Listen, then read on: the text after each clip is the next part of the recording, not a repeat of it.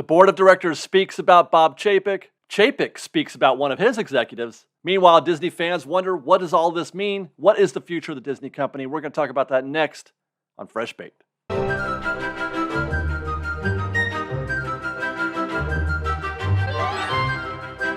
Hi guys, David here with Fresh Baked, and boy, do I have some news for you. I woke up this morning to hear that the Disney board of directors made a formal statement that they are committed to Disney's path and have given their full support to Disney President Bob Chapek. If you follow Disney closely, and this is the reason why I'm making this video, if you follow Disney closely, then you know that this statement by the board of directors is a profoundly interesting thing to say. But it gets better. No sooner did Bob Chapek get this vote of confidence from the board did he fire Peter Rice, Disney's most senior television executive and a rumored candidate to replace Chapek if he were, not to be extended next year. This has the makings of a classic Hollywood shuffle style story. Books could be written about what has happened in the past year and what's going to happen in the next 6 months. This could be a very interesting development. There's lots to unpack here. Let's start with the board and their full statement. Their statement, as reported by the New York Times, the strength of the Walt Disney Company's businesses coming out of the pandemic is a testament to Bob's leadership and vision for the company's future.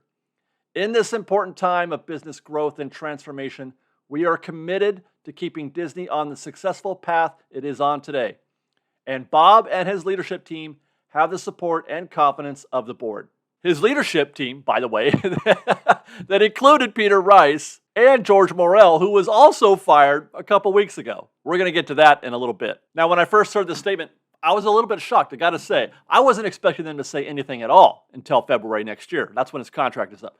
I was expecting no comment at all. But hearing that their full support was behind Chapek, that surprised me. But then I immediately thought of football and coaching and the dreaded vote of confidence. Football teams sometimes go through bad stretches. They go on losing streaks. Teams are bad for a little while. And when that happens, the first thing that people look at is the coaching staff. Who's going to get fired? And if that goes on long enough, the ownership decides they have to make a statement. They have to say something about the coach. So they will invariably say, Coach X has our full support. He has our full confidence. He's our guy. And no sooner do they say that, do they fire that man at the end of the season. I'm talking about the Monday after the last game of the season. This happens with regularity. It's almost a cliche. Chapek's contract is up, as I mentioned, in February of 2023. That's just 8 months from now, which in football terms, as we're making that comparison, would be, a couple games left in the season. Now, for the board's part, they can't be let it known publicly if they did want to or if they're planning to not renew him. They can't make that publicly known. It could send an already suffering organization further into the business abyss. They have to get behind him for now. They have to because they probably don't have a succession plan. There's not a lot of options here to succeed Chapek. They're probably still working on that. There have been a few options here and there, but I don't know that they actually have a succession plan. And that's something that is mandatory in this business, mandatory for a company, for a position as high profile as the president of the Disney company. Meanwhile, speaking of a business that is suffering, let's address the statement that Disney businesses are strong and that they're on a path to success. If you're watching, you know virtually nothing has gone Disney's way in the last year or so. The value of Disney's stock has been cut in half over that year. There's the Reedy Creek situation, which is another potential disaster of historic proportions. This on the tails of the PR nightmare that followed Disney's response, or lack of it, to the Parental Rights and Education Bill, known in the media as the Don't Say Gay Bill. Everybody hates the reservation system. Everybody hates GD+. This is just a low-hanging fruit. These are just the top stories in the last year. There are other smaller stories. Stories like Star Wars and what they're doing with it. Scarlett Johansson and the Black Widow movie. Things have not been going well. Really, the only thing that's going Disney's way right now is Marvel. But I think that everybody would agree that has nothing to do with Chapek and everything to do with Kevin Feige. So I'm not sure how honest that statement is that Disney's on a successful path, unless their planned path is to, piss everybody off. So is it then a coincidence or the plan for the Disney board to give that vote of confidence, then have Chapek immediately fire Peter Rice because he is, and I'll quote, an ill fit with Disney's corporate culture. Rice is the chairman to Disney General Entertainment Content. He runs the division that makes the shows for ABC, Hulu, FX, and the Disney Channel, all of which is content that winds up on Disney+. Rice, who just had his contract extended last August, is widely admired in the Hollywood community. In fact, many thought he was on the short list of candidates to replace Chapek should the board decide not to renew him come February. What could he have possibly said or done that would have motivated Chapek to fire him? Certainly this isn't a business decision, especially when you consider that he's being replaced by his second-in-command, Dana Walden. Both came over from Fox in that sale a few years ago, and I would assume that having worked together for this long, that they share similar plans, similar ideas for content. With that considered, the move certainly does feel like it's personal, especially considering it was a surprise. It was a shock to a lot of people in the industry. And it makes me wonder, was the move also personal for George Morrell? This was going to be a big story. I was going to report on the George Morrell firing a few weeks ago, but I never got around to it.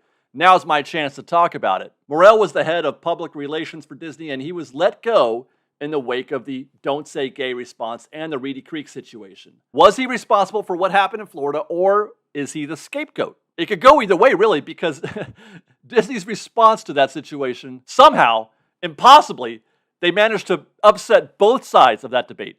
So with Morrell and Rice both out of a job, we are conceivably one move away from what could be described as a scorched earth policy towards Disney executive leadership. I mean, maybe he should be worried. Important thing to note, he is in the exact same position that Bob Chapek was when Chapek was promoted to president. I personally don't feel like DeMauro is a candidate to replace Chapek. I feel like they need somebody with a little more seasoning to be president of the Disney company. But then, what do I know? I'm just a guy who films news videos out of his garage. So I'm going to leave that up to other people who know more than I do to decide if DeMauro is fit for the presidency of the Disney company. Nevertheless, Disney parks have been in a very weird state since they have reopened. And most of the bad press that has been related to Disney parks has been due to the reservation system and Genie Plus. Now, I think that most would argue or say that those are Chapek decisions. But I would argue that if those decisions were made while Iger was president and Chapek was president of the parks, the blame would have gone to Chapek. So there's a very real chance that if Disney decides to reverse course on those decisions on Genie Plus and the reservation system, they could sell it as a DeMauro decision, fire him, and then Chapek becomes the hero. That is, assuming that the board really is happy with Chapek and their direction, and that they're not ready to put all of this on him. Which, by the way, speaking of that, whoever is president of the Disney company, when that finally does happen, if it ever does, if the reservation system is removed and they do something about the Genie Plus system, whoever is president at that time is going to be a hero to fans of the Disney company, to fans specifically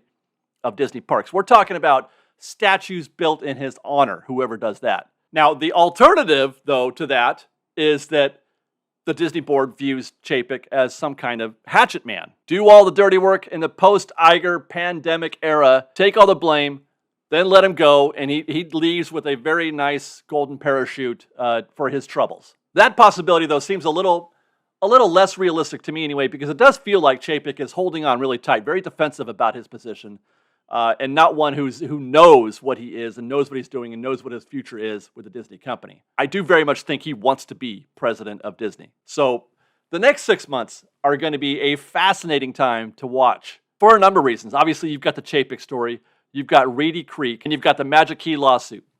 We're going to be here to cover it all, so stay tuned to Fresh Baked. Until then, follow us on Instagram at _FreshBaked, on Twitter at FreshBakedDisney, that's fresh with no E, and on TikTok at FreshBakedDisney. And if you like our show and want to show your support, please do consider joining our Patreon campaign at patreon.com/FreshBaked. Otherwise, thanks again for watching, everybody. We love you. Be safe out there. Be kind to one another. And Fresh Baked.